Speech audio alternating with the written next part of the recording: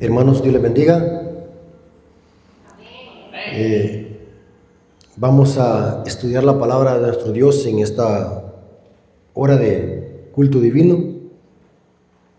Para los hermanos que van a ver el video en YouTube, estamos en la Iglesia Adventista del Séptimo Día, Aldea Chocolá,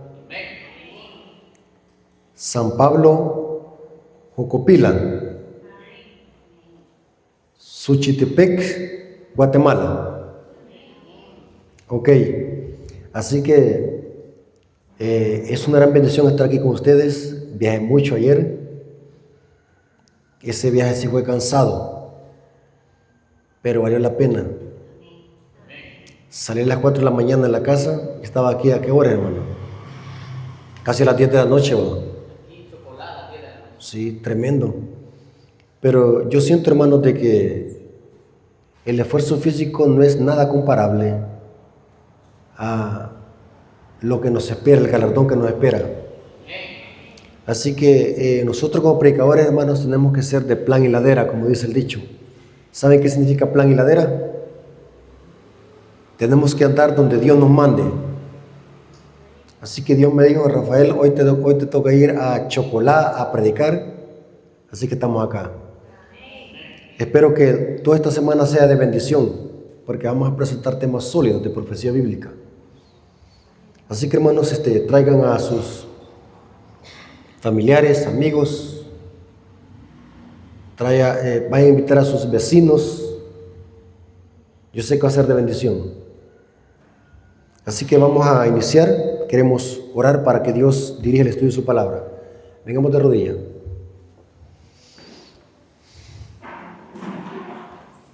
Señor bendito que estás en el cielo, santificado sea tu nombre.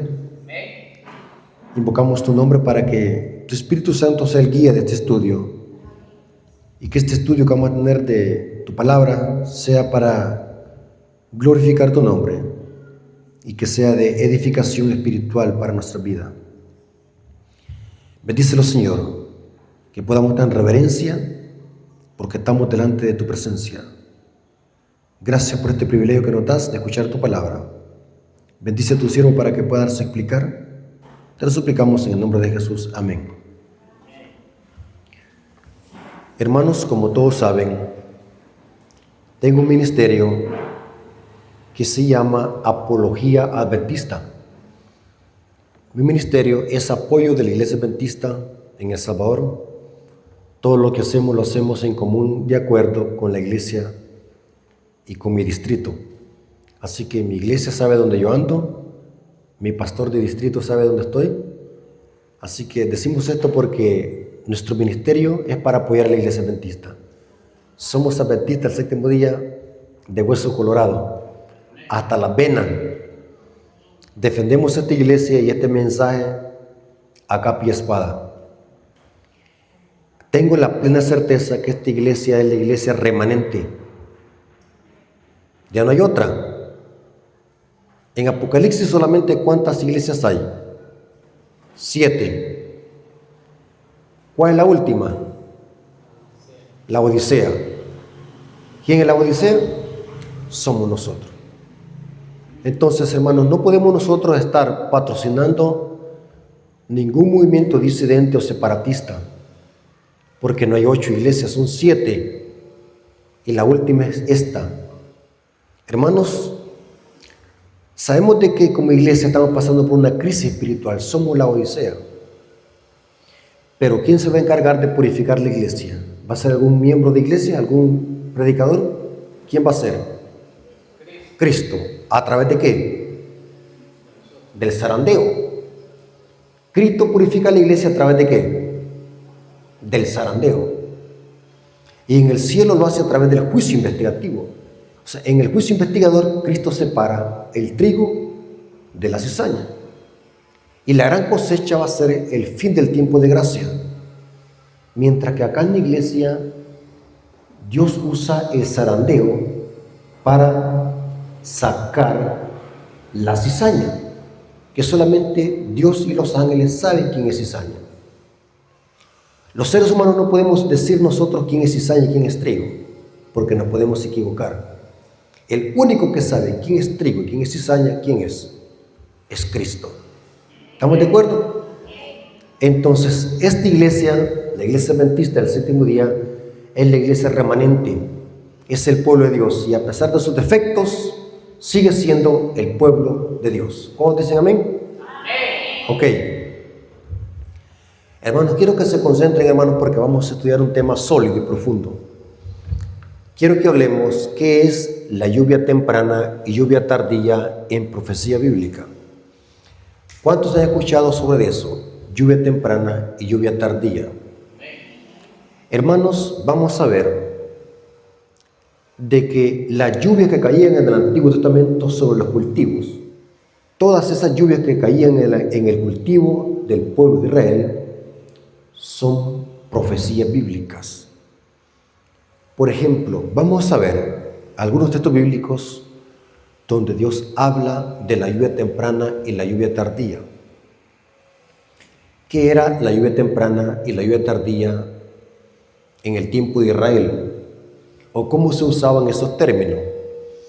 La lluvia temprana se le llamaba las primeras lluvias que caían sobre el grano del trigo. Cuando se sembraba la semilla, caían las primeras lluvias que la hacían germinar. Eso se le conocía lluvia temprana.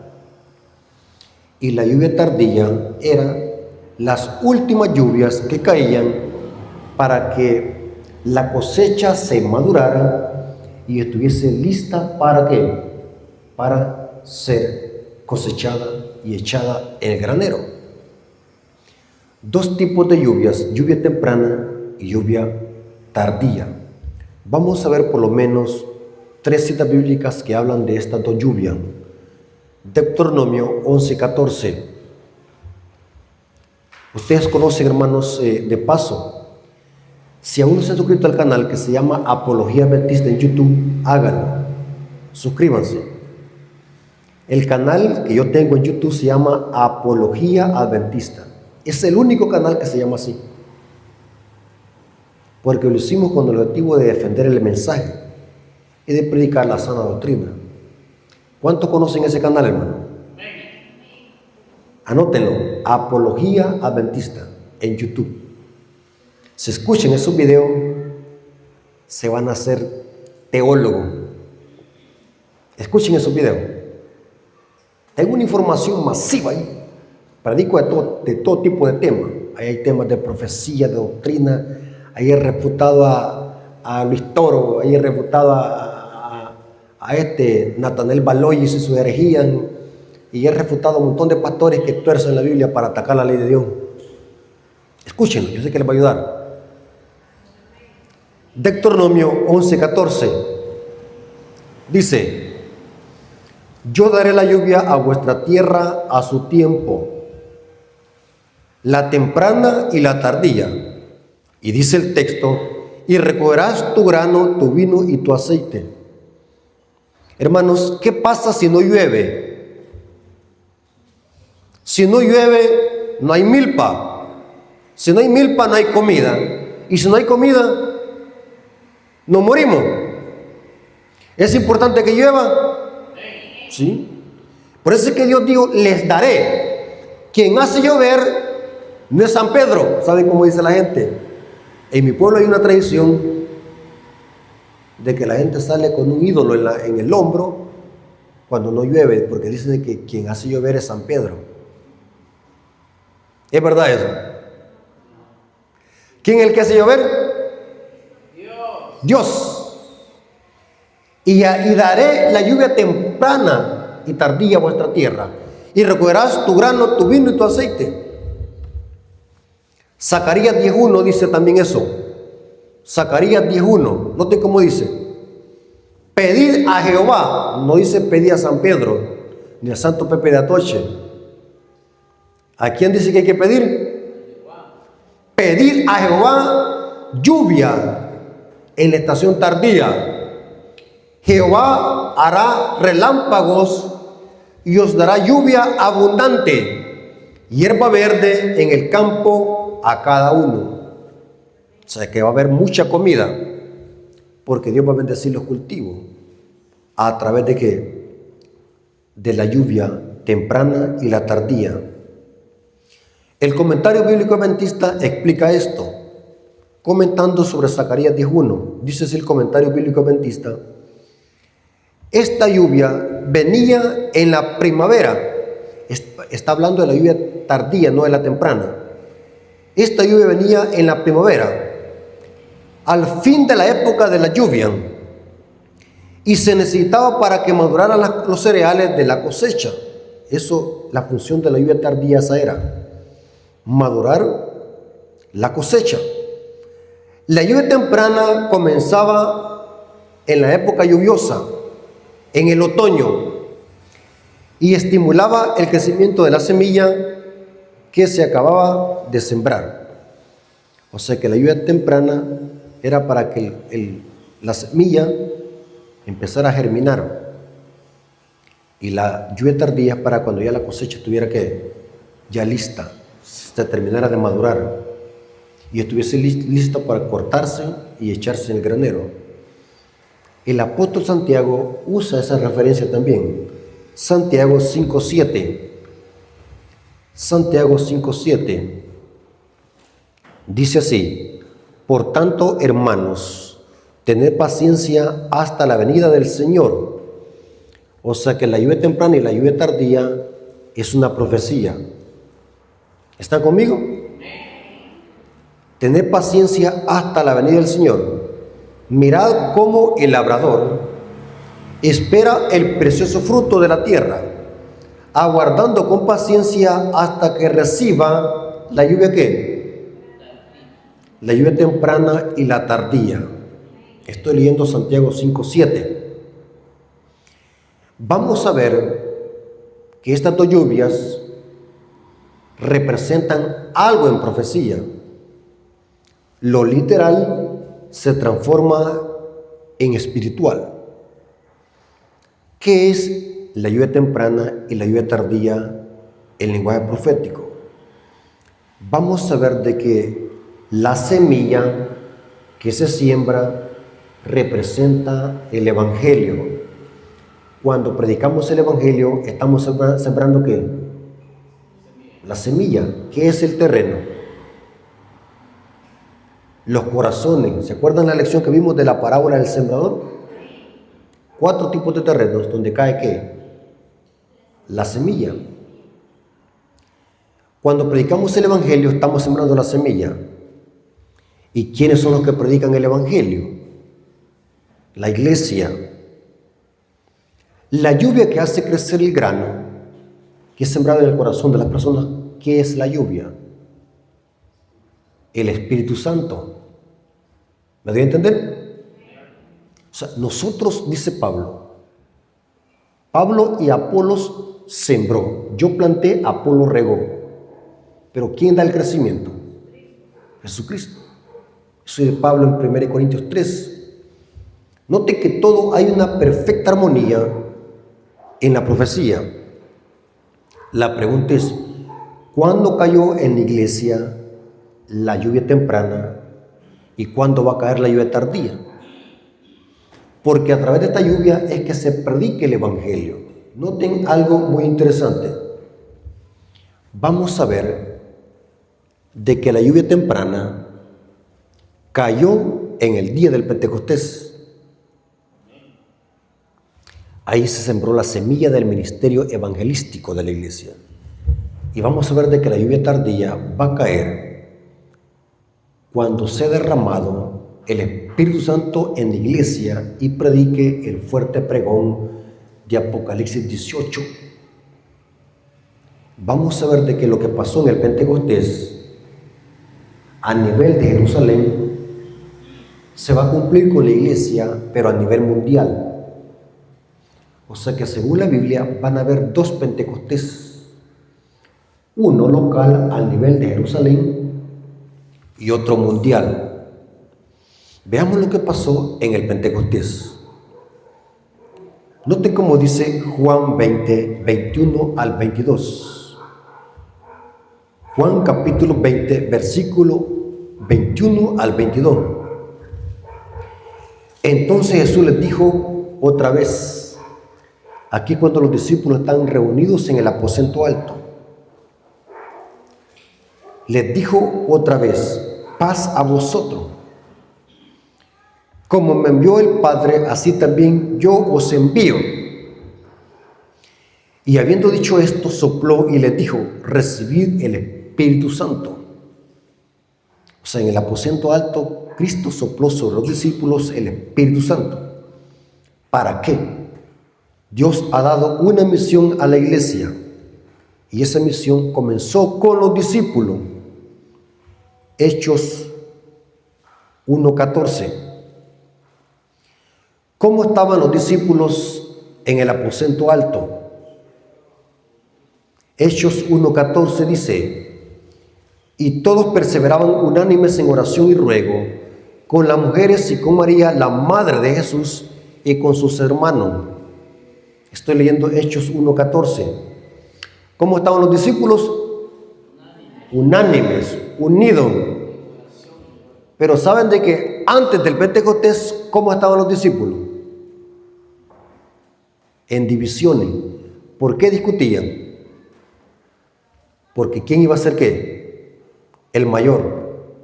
Discutían. Pedro era un violento. Era de mecha corta. Nadie le podía decir algo porque sacaba el corvo. ¿Saben qué es un corvo? Recuerden que hablo como salmoreño. Allá le llamamos corvo a un machete, guarizamo, como le quiera llamar.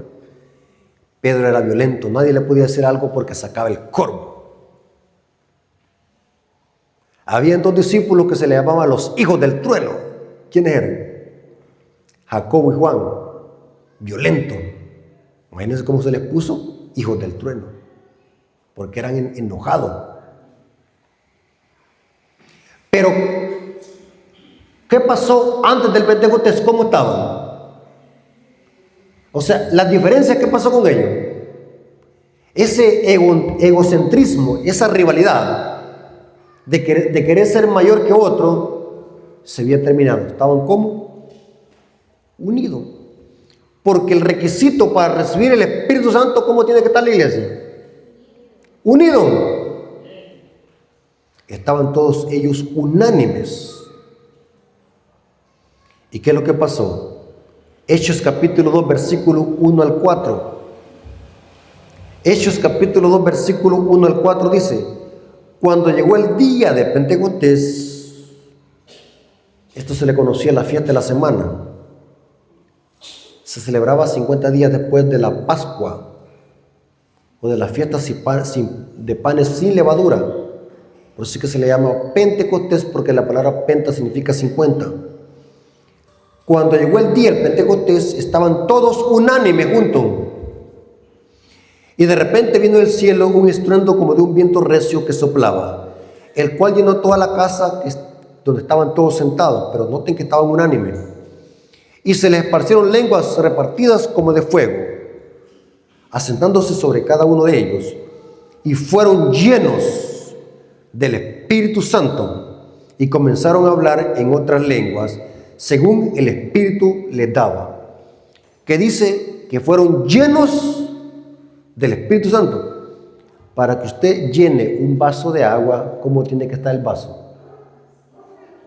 Vacío. ¿Saben de que por mucho tiempo yo me preguntaba, ¿cuándo es que los discípulos recibieron el Espíritu? ¿Antes del Pentecostés o después?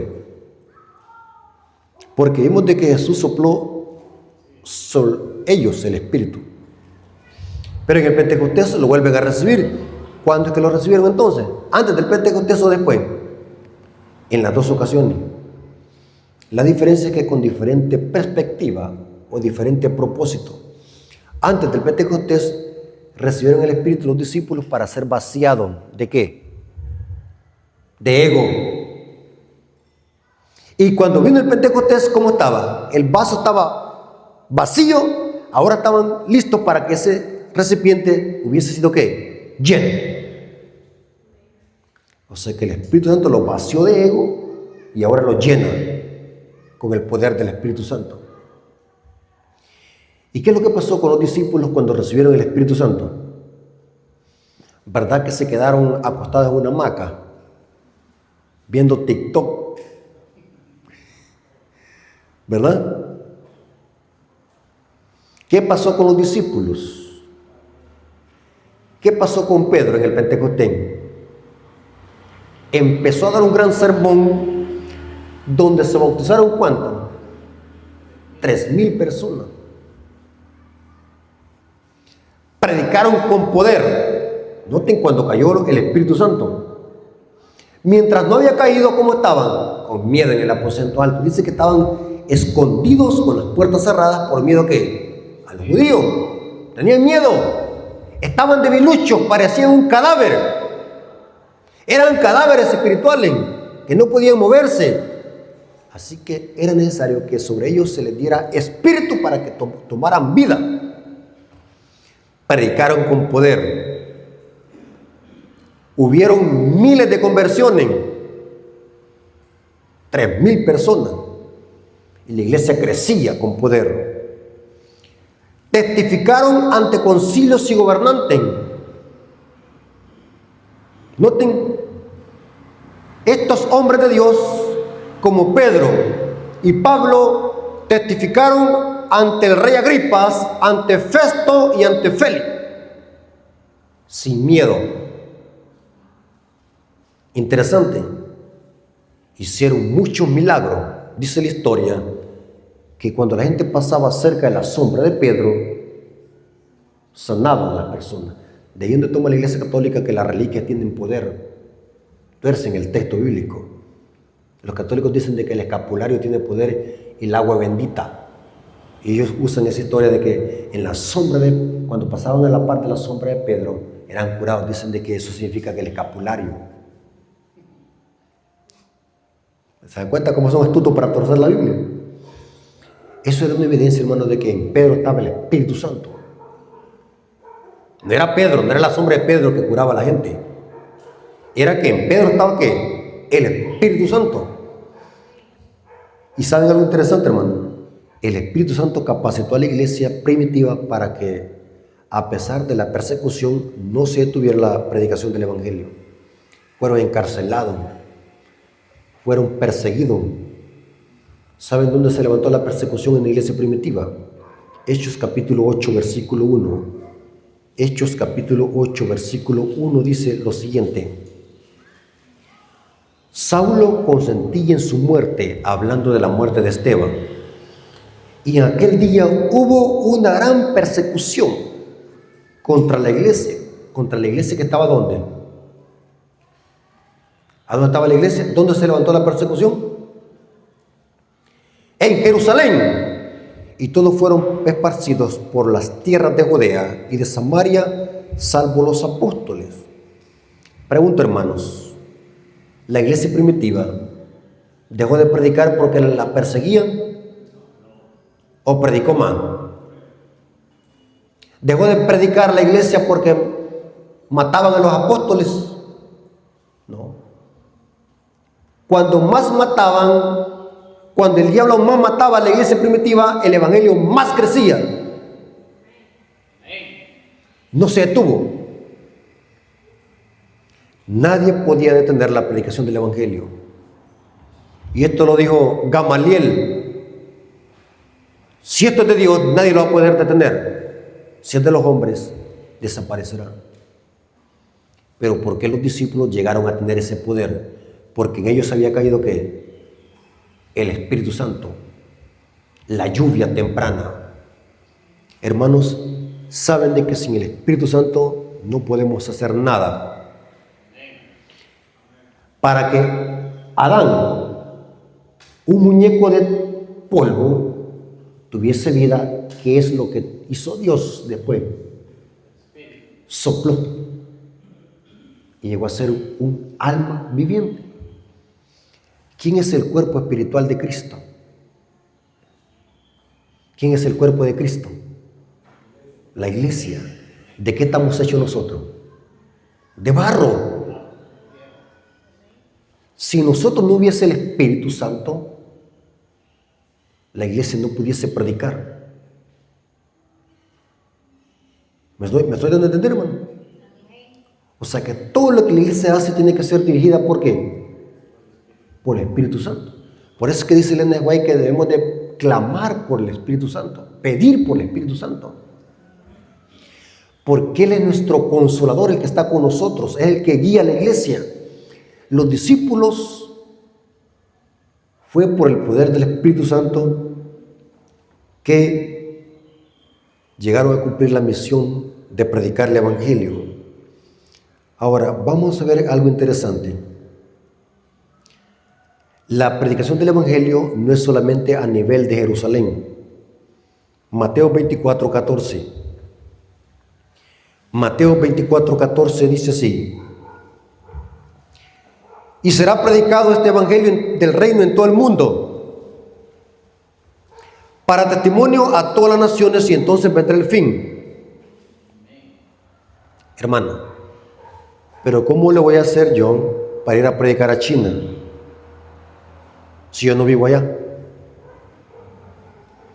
¿Cómo se va a completar la misión? Porque el Evangelio tiene que predicarse en todo el mundo. Pero ahora vamos a ver de que la predicación que se va a llevar a cabo en todo el mundo, ¿dónde inició? Hechos capítulo 1, versículo 8. Hechos capítulo 1, versículo 8 dice: y recibiréis poder. Esa palabra poder en griego es dinamos, de donde proviene la palabra dinamita.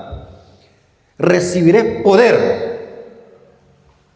¿De qué clase de poder estaba hablando ahí? ¿Ah? ¿Quién es el poder? El Espíritu Santo.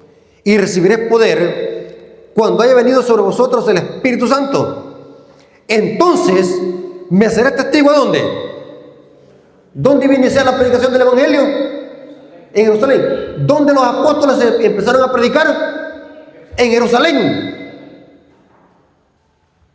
Y me seréis testigos en Jerusalén, en toda Judea, en Samaria y hasta lo último de la tierra. Si Pedro ya se murió, ¿cómo Pedro puede predicarle a todo el mundo? Hasta lo último de la tierra. Porque esa misión, ¿quién la sigue? La iglesia, a través de el Espíritu Santo, a través de la iglesia. O sea, nosotros completamos esa misión. Significa que si la predicación del Evangelio va a ser hasta lo último de la tierra, el pueblo que predique este mensaje tiene que ser un pueblo que mundial. ¿Me voy a entender? O sea que lo que pasó en el Pentecostés tiene su cumplimiento, su clima antes de la venida de Cristo, porque el Evangelio tiene que ser predicado en todo el mundo. Un hermano me hizo la siguiente pregunta: que en África hay lugares donde nunca ha llegado el Evangelio, tribus de indios. ¿Qué va a pasar con esa gente? ¿Será entonces que Cristo falta 1000 años para que venga? Si hay tanta gente en esos lugares donde no conoce el Evangelio, ¿cómo le haremos? Entonces Cristo falta bastante para que venga. Muy buena pregunta. En esas selvas del Amazonas también hay tribus, gente que nunca ha escuchado el Evangelio. ¿Cómo entonces le hará Dios? ¿Qué método usará Dios para que el Evangelio le llegue a todo el mundo? Porque aquí dice: para testimonio a todas las naciones, y entonces vendrá que el fin. ¿Sabe, hermanos, de que hay una historia que encontramos en el libro de Jonás? El libro de Jonás es una profecía que se conecta con la lluvia tardía. Cómo el Evangelio le llegó al rey de Nínive. ¿Cómo le llegó? ¿Verdad que a través de Facebook? Claro que hoy, en el tiempo presente, usamos las redes sociales para predicar el Evangelio, pero en los tiempos de Nínive no había redes sociales, no había tecnología, no había internet. ¿Cómo al rey de Nínive le llegó el Evangelio? ¿Cómo le va a llegar el Evangelio a Bukele o a Joe Biden, el Evangelio? Porque el texto dice que a todo el mundo le va a llegar el Evangelio. ¿Cómo el Evangelio le va a llegar a los magnates de la tierra, a los reyes y príncipes y gobernantes? ¿Cómo les va a llegar? Si a mí no me dan permiso que entre a la Casa Blanca, ¿cómo voy a hacer para ir a predicar a Joe Biden? ¿Ah? ¿Será entonces que la Biblia se equivoca? No, no se equivoca. ¿Qué método va a usar Dios para predicar el Evangelio y que el Evangelio le llegue a príncipes y gobernantes? La historia de Nínive lo enfatiza. ¿Cómo le llegó el mensaje al rey? Se llama mensaje en cadena. Uno escuchó a otro y otro escuchó a otro y eso fue en cadena hasta que llegó ¿qué? Hasta el rey de Nínive. ¿Saben de qué va a pasar en los últimos días? La gente va a llegar a conocer el mensaje, los reyes de la tierra van a llegar a conocer el mensaje porque otro le llegó a decir cercano a él, así como pasó con el rey de Nínive. El rey de Nínive, alguien le llegó a decir que Jonás andaba predicando en las calles de que iba a venir una destrucción sobre Nínive si no se arrepentía. Ahora, ¿saben, hermanos, qué método va a usar Dios para que se complete la predicación del Evangelio? Va a usar la lluvia tardía. ¿Qué es la lluvia tardía? Dios va a derramar sobre la iglesia a nivel mundial, sobre el remanente, otra vez el Espíritu Santo, como fue en los días del Pentecostés. Y cuando eso suceda sobre la iglesia, va a suceder lo mismo que pasó con los discípulos. Van a haber milagros. Miles se van a convertir de un solo sermón, dice el conflicto de los siglos. Van a haber conversiones por miles. Van a haber sanaciones. Van a haber conversiones. Pero no solamente eso. Va a desatar una persecución masiva sobre la iglesia. O sea, el diablo va a volver a perseguir a la iglesia como fue con los discípulos. Y oigan bien lo que les voy a decir, hermano. Mire qué lindo estamos aquí, hasta chapuditos los vemos, bien bañaditos con la Biblia y bien perfumados. ¿Verdad que estamos bien bonitos aquí? Pero eso cualquiera lo puede hacer. Cuando venga la persecución se va a ver quién es el verdadero adventista.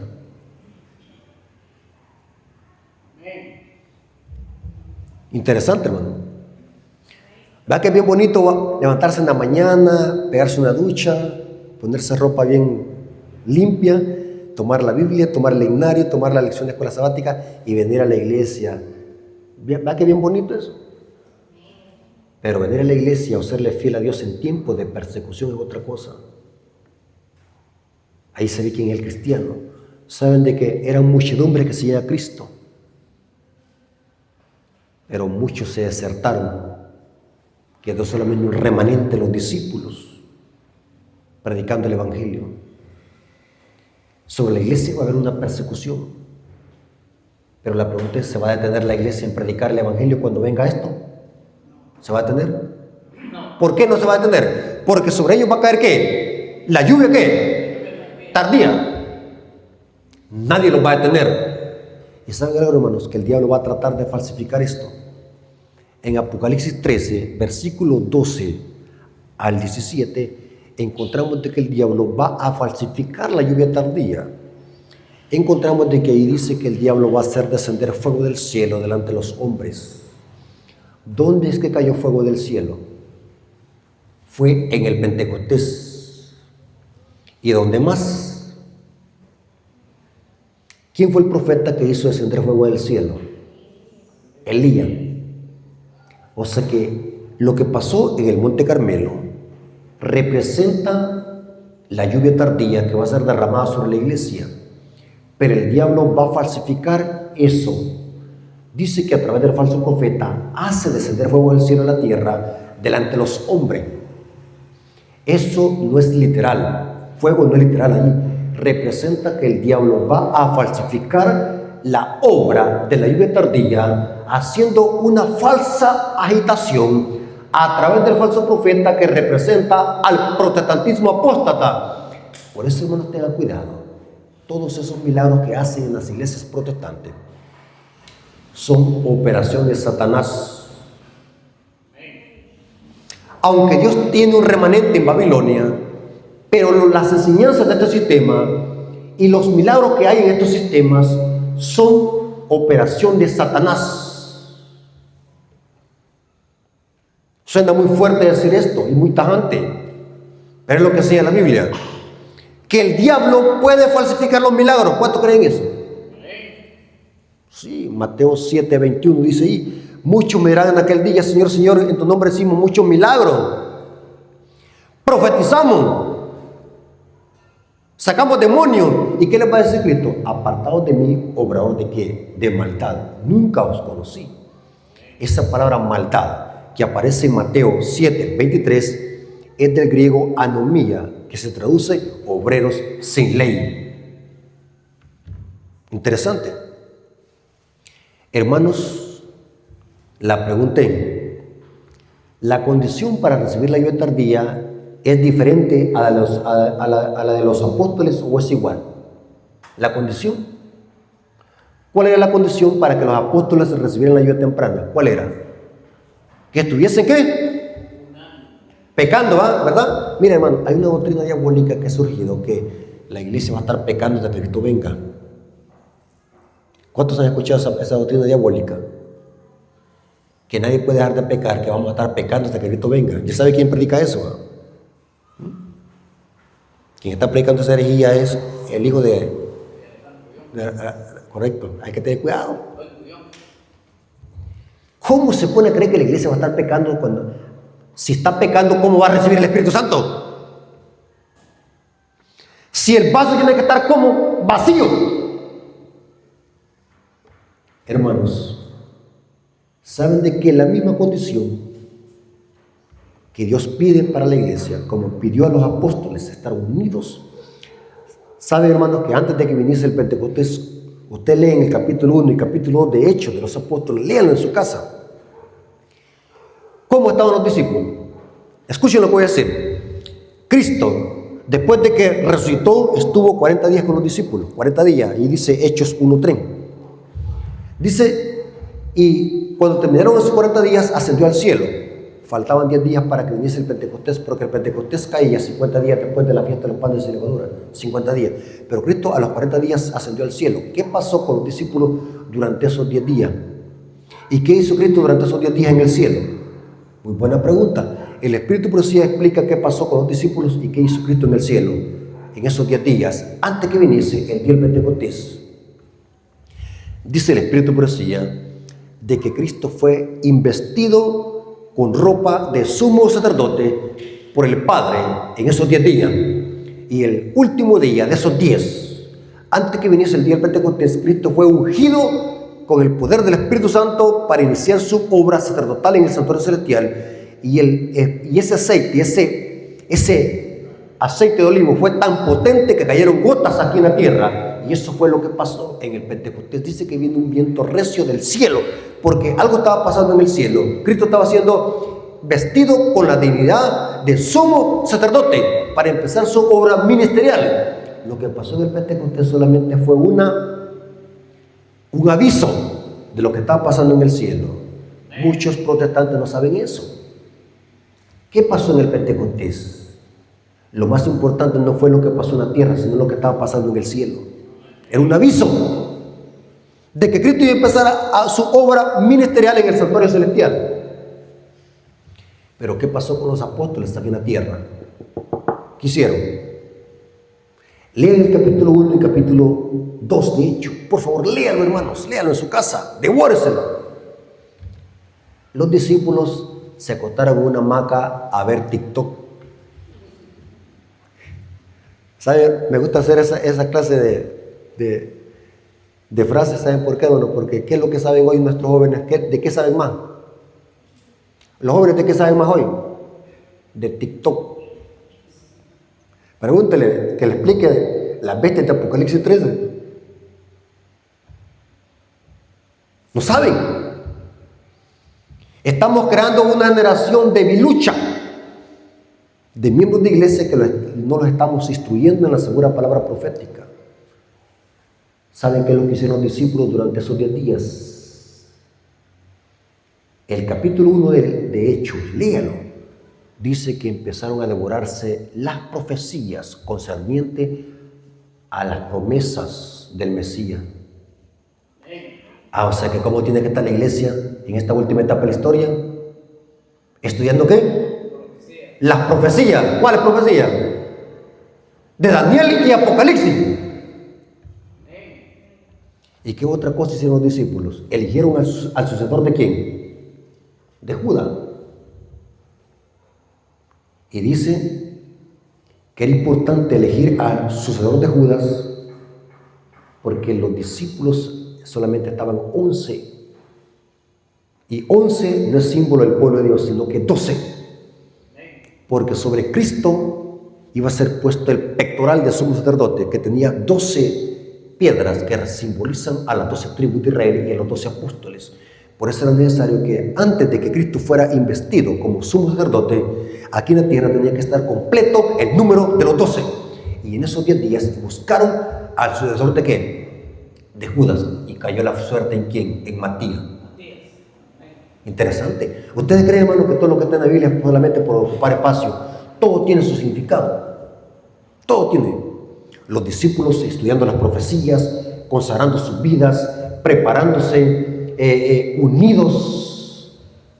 ¿Ustedes creen, hermano, que así como estamos como iglesia, creen ustedes que estamos aptos para recibir la ayuda tardía? Si estamos en pleitos, en divisiones, siguiendo el paganismo, metiendo la mundanalidad en la iglesia. ¿Ustedes creen que los discípulos estaban siguiendo tradiciones de Roma? ¿Ah? ¿Ustedes creen que los discípulos estaban siguiendo el paganismo? ¿O estaban en fiesta? Y estaban unánimes, consagrando su vida, confesando sus pecados, apartando todo aquello que estaba deteniendo la obra del Espíritu Santo. ¿Saben de qué esto mismo va a suceder con la iglesia? Lo mismito, no hay otra condición, es lo mismo. Dios pide lo mismo. Cuando el Espíritu Santo sea derramado sobre la iglesia en los últimos días, va a haber un segundo Pentecostés. El diablo sabe, hermano, y va a ser una oposición. Va a usar el falso profeta para que hayan falsos milagros. De ese conflicto de los siglos de que el diablo va a falsificar eso. Y la gente al ver de que allá en el protestantismo hay también milagros y en el pueblo de Dios también hay milagros, se van a quedar pasmados, no van a saber a quién creerle, porque el diablo lo que busca es contrarrestar la ayuda tardía a través de los falsos milagros del falso profeta. Hacer descender fuego del cielo significa falsos milagros, un falso Pentecostés. O sea, vemos en Apocalipsis 13, versículos 11 al 12, vemos a Satanás usando a un falso Elías, haciendo falsos milagros. Por eso es que el protestantismo apóstata se le llama falso profeta. El falso profeta en las profecías bíblicas es el cristianismo apóstata. La pregunta es, ¿cómo vamos a poder discernir los milagros de Dios y los milagros de Satanás? A la ley y al testimonio. Si no lo haré conforme esto, porque no le ha amanecido. El falso profeta no quiere la ley de Dios. Por lo tanto, esos milagros que hacen en Babilonia no son de Dios. ¿Dónde encontramos en Apocalipsis el segundo Pentecostés sobre la iglesia? Apocalipsis 18, versículo 1 al 4. ¿Vamos bien hasta acá, hermanos? Apocalipsis 18, versículo 1 al 4. Hermanos, estas son clases sólidas de profecía, porque mi objetivo es que usted entienda estos temas y conozca la Biblia. Apocalipsis 18, versículo 1 al 4 dice: después de esto vi otro ángel descender del cielo con gran poder. Este ángel, hermanos, es la iglesia remanente. Y noten cómo dice, con gran poder, y la tierra fue alumbrada con su gloria. O sea que este segundo Pentecostés va a ser a nivel mundial, no a nivel de Jerusalén, sino que va a ser a nivel mundial. Y clamó con voz potente diciendo: ha caído la gran Babilonia. O sea que este mensaje, ¿qué hace? ¿Desenmascar a quién? A Babilonia. Pero ¿cómo es eso que algunos dicen, hermano, no hable de esos temas porque la gente se va a ofender? Saben de que muchos no quieren predicar estos mensajes y es parte del evangelio eterno, desenmascarar a Babilonia. Pregunto, ¿a quiénes se les ha dado esta tarea de desenmascarar a Babilonia? ¿A los testigos de Jehová, a los mormones o a los adventistas? Entonces, ¿por qué vamos a opacar este mensaje? ¿Por qué lo vamos a guardar? Noten que este mensaje lo dice con voz potente, sin miedo. En los tiempos bíblicos se usaba la palabra griega megáfonos. a gran voz. Esto es un megáfono que estoy usando, pero en los tiempos bíblicos megáfono es alzar la voz. Significa que este mensaje tiene que darse sin miedo, con voz potente. Ha caído la gran Babilonia y se ha hecho habitación de demonios y guarida de todo espíritu inmundo y albergue de toda inmundia y aborrecible. O sea que este mensaje desenmascara a Babilonia. Hermanos, quiero que entendamos bien este punto. Predicar el evangelio no es solamente decirle a la gente cosas bonitas. También predicar el evangelio es señalar el error y la apostasía. ¿Cuántos creen eso? Hay gente que dice: Cristo te ama, Cristo murió por ti. Tú eres la cosa más preciosa que Cristo tiene en este mundo. Bien melancólico. Pero si a la gente no le digo la otra verdad, que salga de Babilonia, porque si no sale de Babilonia van a caer sobre él las plagas.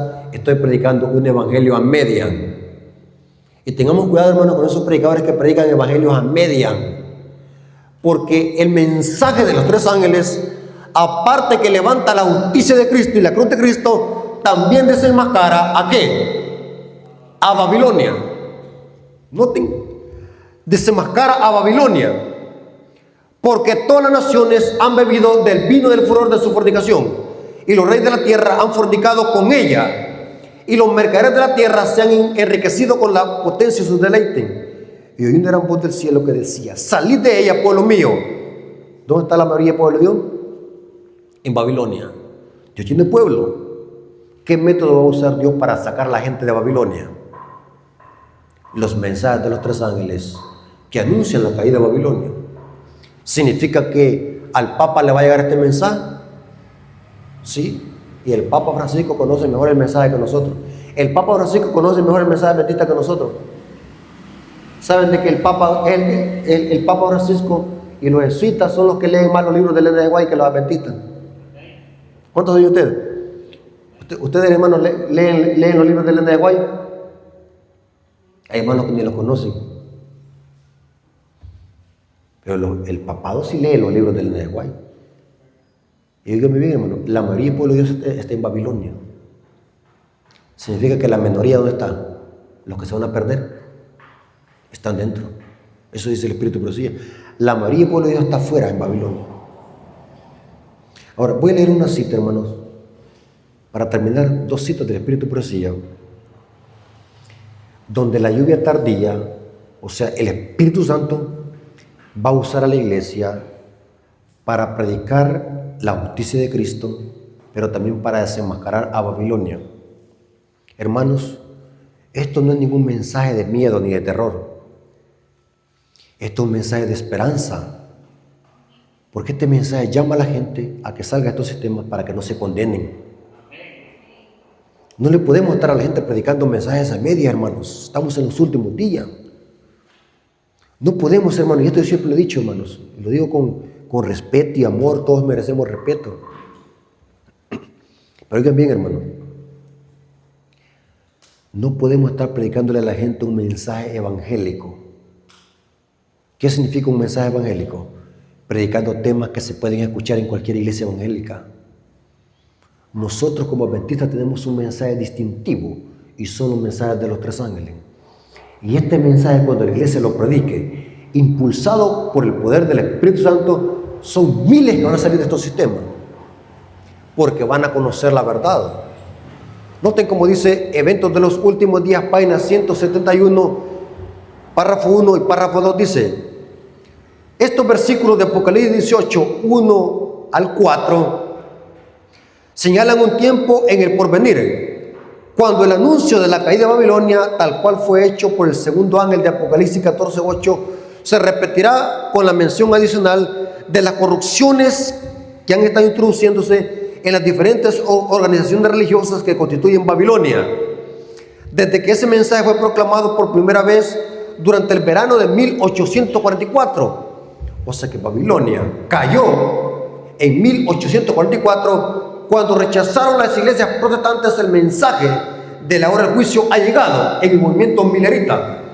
Pero este mensaje va a tener su clima Cuando estas naciones y cuando estas iglesias que son Babilonia invaliden por completo la ley de Dios. ¿Cuándo va a ser que los pecados de Babilonia habrán llevado hasta el cielo? Cuando se decrete la ley dominical. Y noten cómo dice: estas declaraciones unidas al mensaje del tercer ángel constituyen la amonestación final que debe de ser dada a los habitantes de la tierra. Los pecados de Babilonia serán denunciados. Yo no sé por qué los predicadores tienen miedo de hablar de Babilonia. Ya no quieren decir Iglesia Católica Romana. Yo no tengo miedo para decir que el papado. Hermano, no diga eso porque la gente se va a ir de la iglesia. Hable Iglesia Popular. Hermano, ¿dónde se acaba el término Iglesia Popular? Iglesia Popular es una palabra muy ambigua. Iglesia Popular, iglesia... los pentecostales, los mormones. Pero cuando yo digo el papado, me estoy refiriendo al sistema católico romano. Dice: los pecados de Babilonia serán denunciados. Los resultados funestos y espantosos de la imposición de la observancia religiosa de la autoridad civil y de la invasión del espiritismo, los progresos secretos pero rápidos del poder papal, todo será denunciado. O sea que este remanente, cuando sobre él sea derramado la lluvia tardía, ¿saben qué es lo que va a decir este remanente? La marca la bestia y salgan de Babilonia. O sea que es un mensaje que va a llamar a la gente que salga de Babilonia. Tremendo, hermano. Estas solemnes amonestaciones conmoverán al pueblo y miles, ahí está, mi hermano, se va a repetir otra vez el Pentecostés, y miles de personas que nunca habrán oído palabras semejantes las escucharán. Hermanos, nunca debemos de tener miedo de predicar la verdad. Una cosa es predicar la verdad y otra cosa es ser ofensivo. Hay predicadores charlatanes en esas iglesias evangélicas que ofenden a la gente. Esa es otra cosa. No confundan ofender a la gente con predicar la verdad. Cuando la gente escucha la verdad, sale de estos sistemas. Saben de que tengo muchos testimonios. En la iglesia de San Martín de San Salvador está un anciano de la iglesia. ¿Saben cómo se convirtió a Cristo? Escuchando temas solamente de la bestia y del papado. ¿Por qué empezó a escuchar esos temas? Descubrió de que a la iglesia donde él iba no le enseñaban eso. Pero ¿qué pasa si yo le hubiera enseñado al hermano, Cristo te ama? El hermano sabe qué es lo que me hubiera dicho. Hermano, si yo ya no sé eso, ya sé que Cristo me ama. Pero cuando se le predica la verdad de los mensajes de los tres ángeles, la gente dice: allí no me dicen eso, salgo de Babilonia. ¿Se dan cuenta, hermano? Por eso, hermano, yo agradezco a los ancianos y a la iglesia acá de Chocolá, porque estos temas son los que la iglesia tiene que estar predicando y que el mundo tiene que escuchar. Y los resultados se los damos a Dios. En el resultado no me meto yo, porque eso no me incumbe a mí. Porque el que da los resultados, ¿quién? El Espíritu Santo. El deber de la iglesia es solamente predicar. Y termino con una cita.